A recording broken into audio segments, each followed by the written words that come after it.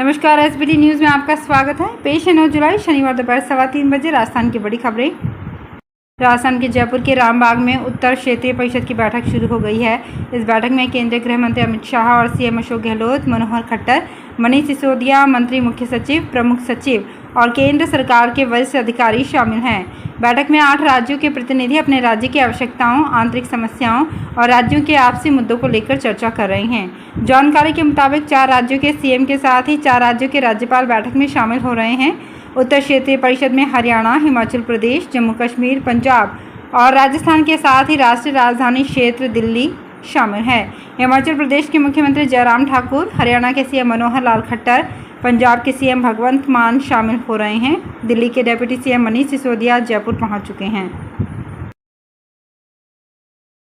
अमरनाथ यात्रा के दौरान बादल फटने से मारे गए सेवानिवृत्त सीआई सुशील खत्री, उनके संबंधी कपड़ा व्यापारी मोहन लाल वधवा व मोहन लाल की पत्नी सुनीता वधवा की पार्थिव देह को लाने के लिए वधवा के बड़े भाई अशोक वधवा आज सुबह श्रीनगर के लिए रवाना हो गए। एडीएम प्रशासन डॉक्टर हरितिमा ने आज सुबह अशोक वधवा से संपर्क किया। उन्होंने बातचीत में कहा कि वहां जम्मू कश्मीर हर संभव सहयोग करेगी। जिला प्रशासन ने वहां के अधिकारियों से संपर्क करके श्रीगंगानगर यात्रियों की सहायता करने का अनुरोध किया है। अमरनाथ यात्रा पर गए लोगों की सुरक्षा के लिए श्रीगंगानगर जिला प्रशासन जम्मू कश्मीर प्रशासन के संपर्क में है। साथ ही यहां से अमरनाथ गुफा के निकट लंगर लगाने वाली संस्था अमरनाथ लंगर सेवा समिति के पदाधिकारियों से संपर्क में है। नोडल अधिकारी व एडीएम प्रशासन डॉक्टर हरितिमा ने अमरनाथ यात्रा में फंसे नवनीत भटेजा से फ़ोन पर बातचीत करके श्रीगंगानगर यात्रियों के बारे में जानकारी प्राप्त की। जिला प्रशासन ने यात्रियों के बारे में सूचना प्राप्त करने के लिए कंट्रोल रूम की स्थापना की है। कंट्रोल रूम के नंबर 0154 2440 988 है। खेती के साथ पशुपालन के जरिए आजीविका कमाने वाले भूमिपुत्रों के लिए अच्छी खबर है। राजस्थान के प्रत्येक जिले में राष्ट्रीय पशुधन मिशन के उद्यमिता विकास कार्यक्रम के तहत 50 नए प्रोजेक्ट लगा सकेंगे, जिनमें पोल्ट्री पक्षियों के लिए पेरेंट फार्म, चूजों के उत्पादन के लिए हैचरी फार्म, मेमना व शूकर उत्पादन, चारा उद्यमिता के तहत साइलेज, चारा ब्लॉक बनाने की इकाई, मिश्रित राशन के लिए संयंत्र शामिल है। अच्छी बात यह है कि बैंकों की ओर से इन प्रोजेक्ट को लगाने पर लोन भी दिया जाएगा। वहीं बैंक से लोन नहीं लेकर योजना के तहत प्रोजेक्ट लगाने पर भी अनुदान दिया जाएगा। सीकर जिले में भी ये प्रक्रिया शुरू कर दी गई है। दुनिया में भुखमरी की स्थिति पहले के मुकाबले ज़्यादा विकराल हुई है। संयुक्त राष्ट्र की ताज़ा वैश्विक खाद्य सुरक्षा रिपोर्ट में इसका खुलासा किया गया है कि विश्व की करीब 2 अरब 30 करोड़ लोगों को भोजन सामग्री जुटाने के लिए मुश्किलों का सामना करना पड़ रहा है।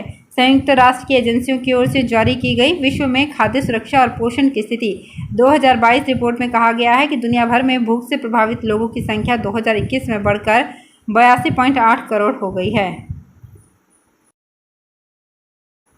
2 साल बाद भगवान जगन्नाथ जी की शोभा यात्रा शुक्रवार देर शाम से लेकर रात करीब 2:30 बजे तक निकली।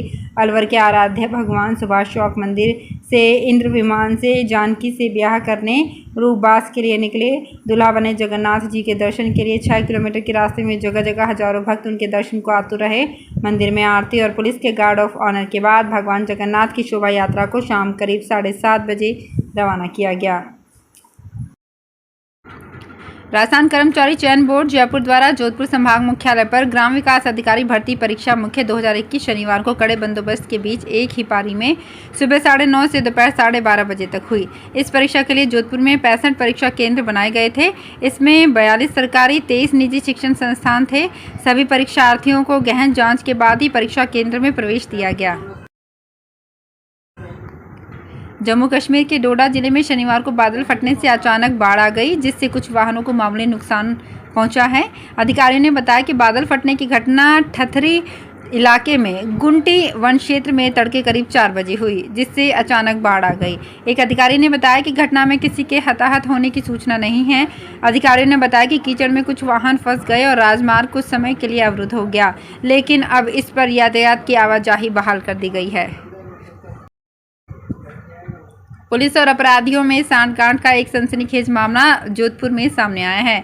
भीलवाड़ा में भीलवाड़ा में 2 पुलिसकर्मियों की हत्या के मामले में गिरफ्तार अभियुक्त को चालानी गार्ड के रूप में लगे पुलिसकर्मी मथुरा दास माथुर अस्पताल से घुमाने बाहर ले गए। मामला अस्पताल से पुलिस तक पहुंचा तो वे 3 घंटे बाद अस्पताल पहुंचे। इस मामले में पुलिस उपायुक्त मुख्यालय ने एक हेड कांस्टेबल व 4 सिपाहियों को निलंबित कर दिया है। उनके खिलाफ अस्पताल की ओर से शास्त्री नगर थाने में मामला दर्ज करवाया गया है। रेलवे की ओर से उदयपुर सिटी मैसूरू उदयपुर सिटी हमसफर साप्ताहिक ट्रेन का पुनः संचालन किया जा रहा है। उत्तर पश्चिम रेलवे के मुख्य जनसंपर्क अधिकारी कैप्टन शशि किरण ने बताया कि इस ट्रेन के चलने से पुनः यात्रियों को सुविधा मिलेगी। ये ट्रेन चित्तौड़गढ़, मंदसौर, रतलाम, वडोदरा, सूरत, वसई रोड, पुणे, मिराज जंक्शन, बेलगावी, हुबली, दावणगेरे, बेंगलुरु व मंड्या स्टेशनों पर ठहराव करेगी। गाड़ी संख्या 19667 उदयपुर सिटी मैसूरू हमसफर साप्ताहिक ट्रेन 11 जुलाई से चलेगी। प्रत्येक सोमवार को उदयपुर से रात 9:15 बजे रवाना होकर बुधवार को शाम 4:25 पर मैसूरू पहुंचेगी। ईद को लेकर अमन चैन व भाईचारा बनाए रखने के उद्देश्य से पुलिस ने अन्य सुरक्षा बलों के साथ जोधपुर शहर के विभिन्न क्षेत्रों में रूट मार्च किया। अतिरिक्त पुलिस उपायुक्त नाजिम अली के नेतृत्व में पूर्वी जिले के सभी अधिकारियों ने नई सड़क सर्कल से उम्मेद राज के स्टेडियम तक रूट मार्च किया। पूर्वी जिले के सभी थानों की पुलिस, महिला शक्ति टीम, QRT, STF और पुलिस लाइन का जाब्ता शामिल था। बीकानेर में उपनिवेशन विभाग की ओर से बिना NOC जिन खनन क्षेत्रों में विस्थापितों को जमीन अलॉट की गई, उनका फिर से रिव्यू होगा। DC ने इस संबंध में आदेश जारी किए हैं। DC नीरज की पवन ने उपनिवेशन विभाग के अतिरिक्त आयुक्त राम रतन सोंकरिया से कहा कि अब तक हुए आवंटन की सूची खान विभाग को सौंपी जाए। उन्होंने 2 टूक कहा कि खान विभाग की NOC के बिना अब उपनिवेशन विभाग महाजन फील्ड फायरिंग रेंज के विस्थापितों को जमीन का आवंटन नहीं करेगा। बीकानेर में 3 जुलाई को हुई तेज बारिश से पानी भरने पर जूनागढ़ की खाई और उसके पास बना नाला टूट गया था। उसके बाद सुरसागर से पुरानी गिरनानी की ओर जाने वाली सड़क धंस गई, जिससे दोनों ओर का रास्ता पूरी तरह से बंद कर दिया गया। घरों को डूबने से बचाने के लिए एक बार फिर खाई की दीवार टूटी और इकट्ठा हुआ पानी उसमें डाला गया। पानी का बहाव इतना तेज था कि सुरसागर और पुरानी गिरनानी के बीच खाई की दीवार और नाला टूटने के पास की सड़क भी धंस गई, जिससे दोनों ओर बैरिकेड्स लगाकर रास्ता बंद करना पड़ा है। ज़रूरतमंद परिवार के बच्चों को भी इंग्लिश मीडियम प्राइवेट स्कूल की तरह सुविधा मिले और बेहतर शिक्षा मिले, इसको ध्यान में रखते हुए बीकानेर जिले की नोखा नगरपालिका ने जोरावरपुरा स्कूल में इंग्लिश मीडियम स्कूल की मंजूरी मिलने के बाद स्कूल भवन के निर्माण पर 1 करोड़ रुपए खर्च करने का निर्णय किया है। इसके लिए नोखा पालिकाध्यक्ष नारायण झंवर ने नोखा में पहल की है। उन्होंने बताया कि इस स्कूल में सभी वर्गों के बच्चों को गुणवत्तापूर्वक शिक्षा हासिल करने की सुविधा मिलेगी। जोधपुर शहर में आपसी सद्भाव और भाईचारे के साथ ईद का त्यौहार मनाने को लेकर पुलिस प्रशासन व शांति समिति के सदस्यों की पुलिस लाइन परिसर स्थित सरदार पटेल सभागार में बैठक हुई। पुलिस कमिश्नर रविंद्र दत्त गौड़ व जिला कलेक्टर हिमांशु गुप्ता ने सभी से अफवाहों पर ध्यान न देने, उन्हें वायरल न करने और आपसी भाईचारे के साथ त्यौहार मनाने की अपील की। बैठक में पुलिस व प्रशासन के सद्भाव बनाए रखने के लिए ईद पर पूर्ण सहयोग का भरोसा दिलाया गया। तो फिलहाल इस बुलेटिन में इतना ही, फिर हाजिर होंगे कुछ और बड़ी खबरों के साथ। अगर आप भी अपने आसपास की छोटी बड़ी और महत्वपूर्ण खबरों से अपडेट रहना चाहते हैं तो सब्सक्राइब कीजिए हमारे चैनल SPT न्यूज़ को और प्रेस कीजिए बेल आइकन पर।